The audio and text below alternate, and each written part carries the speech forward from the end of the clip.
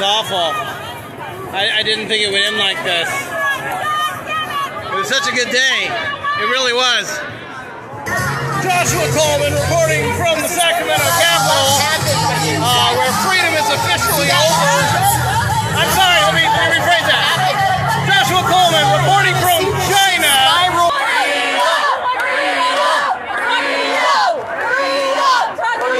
You guys left and a couple of you guys stood down, so the question is, are you going to stand down? In the face of tyranny, in the face of freedom, are you going to sit there in your riot gear against peaceful protesters, or are you going to say, you know what, it's time to stand up for my country? Because I took an oath of office and it said I will defend all enemies, foreign and domestic. Yeah. You know, you might lose your job, but I'd rather lose my job than lose my soul. Amen. I'd rather lose my job than lose my soul. Because what are you going to go tell your little boy or your little girl tonight? That you took a baton and you crushed somebody's skull that was a mom? Is that what a tough guy does? That's not what honor, courage, and commitment means in the Marine Corps. So the question is, do you say, you know, we always have in the military, we have what's a lawful order? And you got to check your nutsack when you're given an order and you got to say, is this a lawful order or is this a bullshit order? And when something's a bullshit order and it doesn't pass the sniff test, that's when you say sergeant, that's when you say colonel, that's when you say general, that's when you say governor. I'm not doing that. I didn't sign up for that.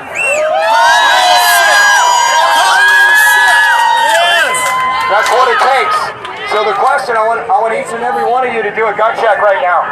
And there's guys over there that are lieutenants, and there's political games happening right now. People are talking about people, and somebody's looking at me with binoculars right now. Right? God bless them. Right? Shit, there's a sniper. But what I want you to get is now is the time for you to decide. What side of history do you want to be on? I'm serious. Amen. Somebody's going to ask you that question. A bunch of people have video of everybody out here. It's going to be out in the media. And there will be some fake news. But there's going to be some of you that hit somebody, that took Pastor Tim over there and you threw him to the ground like a piece of trash, and he was just standing there, and that's going to be on your conscience. And so, this isn't a Republican thing, it's not a Democratic thing, even though Governor Newsom's making it that, so President Trump doesn't get back in the White House in 2020, and we get sleepy, creepy Uncle Joe in there, right? But what I want you to get, this is a patriotic American thing. That's what's at stake right here. That's what we have. That's what's at stake. And so the question is, you got a steady paycheck coming in, but how many people right here, pardon my language, are getting fucked right now? How many people are getting fucked right now? And you guys are supporting that. You're endorsing that. By being here today and by pushing people back with those batons, you're endorsing that. You're saying, you know what? I'm okay with that. The guy up there with the creepy voice and the slick back hair that wants to give $125 billion to illegal immigrants, I'm all right with that. I'm all right with the fact that he pulled the permits on anybody that could protest out here. We were only here an hour, and you guys were already starting to draw a line. And I get it. You guys are just doing your jobs. But your job right now is to do a gut check. Your job right now is to say, is this ethical and moral? And if it's immoral and it's unethical, you don't follow that order. It's not constitutional. I talked to my master sergeant that I haven't talked to in about 10 years yesterday. And this guy was an 0311. Okay, he did 2 tours in Desert Steel, Desert Storm. Alright? And this is one of the most ethical guys that I've ever met in my life. And if he was a law enforcement officer, he wouldn't be standing up with a baton in his hand right now. He'd be standing up to the people that were telling him to stand up with a baton in his hand right now. Amen. They can all call in sick at the next rally. They can all call in sick. What would it look like if you guys all called in sick the next time they try to get you to do this? What would it look like if you stood up with the Sacramento PD? I'm texting a Sacramento police officer right now who's tying the chain, and they're like, we're not taking anybody they arrest. It's bullshit. So your own comrades are telling you that something doesn't pass the sniff test. Something doesn't pass the sniff test. And gentlemen, if the Geneva Convention says that I can't kill somebody or shoot somebody with a weapon that is sticking up for their rights and their religious freedoms, I think the Constitution of the United States says the same thing. I kind of think it says that somewhere. So I would just encourage you to think about that, as nobody up here is maintaining their social distance. That's so interesting to me, right? Nobody is. It's like fascinating right now. People are talking in the background with their mask on, but there's no social distancing going on. It's hilarious. So you have to see how ludicrous all this is. And you guys are representing and endorsing that. Every time you stand up here, every time you cash that paycheck, you're saying, you know what, I'm okay with other people getting screwed, and I'm okay with beating up children and mothers and moms and throwing a pastor on the ground. So I hope everybody thinks about the guy in the backwards hat standing up on the boat tonight. And if you get a heart palpitation, it's called anxiety. You can call me. Okay, I'm a doctor. I'll help you out. All right, but we're going to have to do a lot of neurological releasing on all the neurological complexes you created on this. God bless you guys. Yeah, my name's Dr. Cordy Williams. I practice in right between San Diego and LA. I'm not gonna disclose that part. But I'm glad you guys enjoyed it. Share it, like it, whatever. Video it, record it, get it out there, guys. Because President Trump and Attorney General Barr need to know this. And I don't know what you do, bro, but we got to get this stuff out there. Because I've been here all day since 8:30 a.m. I flew in from the San Diego area, and I'm embarrassed to be in this country right now. Yeah, me too. Because of what these guys are doing. Right. I can't believe it. Like, that's what it represents to be a tough guy. Yeah. That's what it represents to be a man.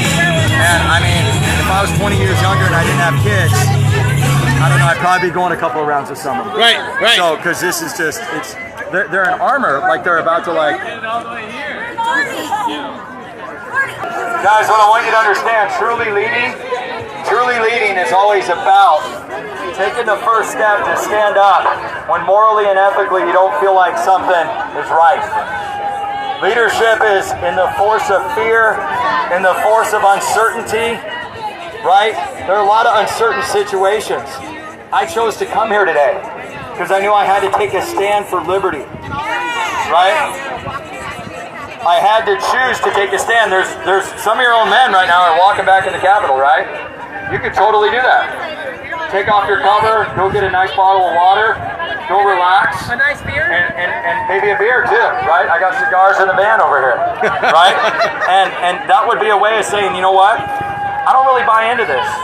And maybe you go in tomorrow, you go in on Monday and you say, you know what?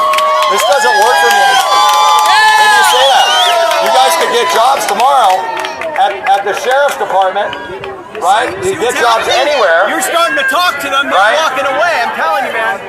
We could get jobs at the sheriff's department, and if you want to work for somebody ethical, I think Sacramento PD is really hiring. I do. And their leadership doesn't want to beat up on women and children. And that'd be the first place I'd call. Charles Mantell, he's pretty high up on the Sacramento Police Department. He's a good friend of mine, okay, a friend of a friend, all right, family friend. And I was just texting him a few minutes ago, and I was kind of telling him what's happening. He's like, holy shit, Doc, are they really doing that? Are they really taking kids, hitting women and children? And I said, yeah, I guess that's what being a tough guy's like. I don't know, not in my book. That's not what I heard in the Marine Corps. I heard that when there's an unlawful or immoral order, you have to stand up. And when you stand up and you get that feeling of anxiety in your stomach, and it's hard, that's because God's stretching you. God's got something on the other side of that, and that's called a transformation. And I don't think the police were leaving, they were switching It's out. the thing that's going to actually lead you guys to everything you want in your life.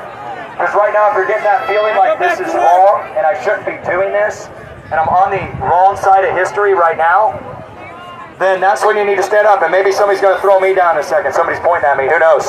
Make sure you get the video cameras out. But I'm ready to be thrown down. That's okay. I'm okay with that. You guys want to throw me down so my little boys go home to a couple of black eyes and bruises? I'm a tough guy. I won't resist. I won't resist at all. Because I'm here in peace and love. And we're going to pray for you guys tonight. We're going to pray for your families. Okay? And we're going to pray that God kind of nudges your shoulder and says, you know what? This is bullshit. And this is wrong. Otto! This is wrong. Right? The fruits of the Spirit in Galatians 5:32 says that joy, kindness, peace, and love are the fruits of the Spirit. And so I want you to do a gut check right now. Are you representing joy, kindness, peace, and love by standing up to Gavin Newsom's orders? Right? Because the federal government... Otto, let me see you with your sign. Okay? President There's Trump Otto. supersedes Gavin Newsom. I don't know if you gentlemen saw the order that attorneys, now we're getting 6 feet of distance, maybe.